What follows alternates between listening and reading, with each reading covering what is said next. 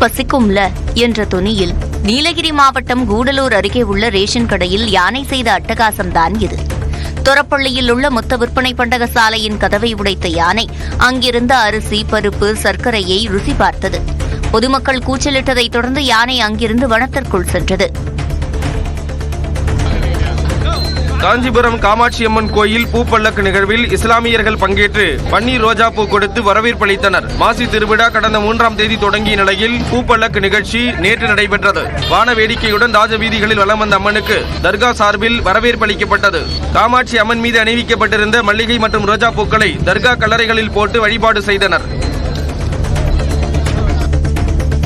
புதுச்சேரியில் தள்ளுவண்டியில் விற்பனைக்கு வைக்கப்பட்டிருந்த வாழைப்பழத்தை இருசக்கர வாகனத்தில் சென்ற இருவர் மின்னல் வேகத்தில் திருடிச் செல்லும் காட்சி வெளியாகியுள்ளது.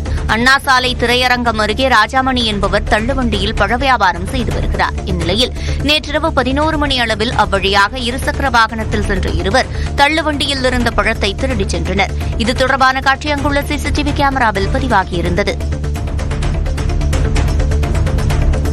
விழுப்புரம் மாவட்டம் செஞ்சியில் இருசக்கர வாகனத்தில் பதுங்கியிருந்த பாம்பை தீயணைப்பு வீரர்கள் லாவகமாக பிடித்தனர்.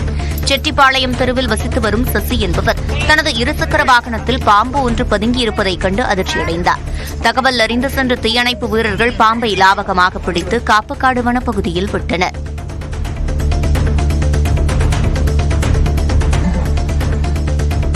போதையில்லா தமிழ்நாட்டை உருவாக்க வலியுறுத்தி ஈரோட்டில் வாக்கத்தான் போட்டி நடைபெற்றது.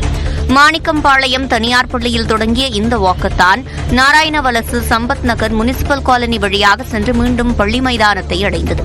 இதில் போதைப் பொருட்களுக்கு எதிரான வாசகங்கள் அடங்கிய பதாகைகளை மாணவ மாணவிகள் ஏந்திச் சென்று விழிப்புணர்வு ஏற்படுத்தினர். சேலத்தில் சாலையை கடக்க முயன்றபோது ஏற்பட்ட தகராறில் இஸ்லாமிய இளைஞரை நண்பர்களுடன் இணைந்து தாக்கிய பாஜக மாவட்ட சுற்றுச்சூழல் பாதுகாப்பு பிரிவு தலைவர் கைது செய்யப்பட்டார். நரசிங்கபுரம் நபிகள் நாயகம் தெருவைச் சேர்ந்த சாதிக் என்பவர் இருசக்கர வாகனத்தில் சாலையை கடக்க முயன்றபோது பாஜக நிர்வாகி வித்யாபதியுடன் தகராறு ஏற்பட்டதாக கூறப்படுகிறது. இதையடுத்து வித்யாபதி தனது நண்பர்களுடன் சேர்ந்து சாதிக்கை தாக்கியுள்ளார். இதுகுறித்து விசாரித்து வந்த ஆத்தூர் காவல் நிலைய காவலர்கள் பெத்தநாயக்கன் பாளையத்தில் பதுங்கியிருந்த வித்யாபதியை கைது செய்தனர்.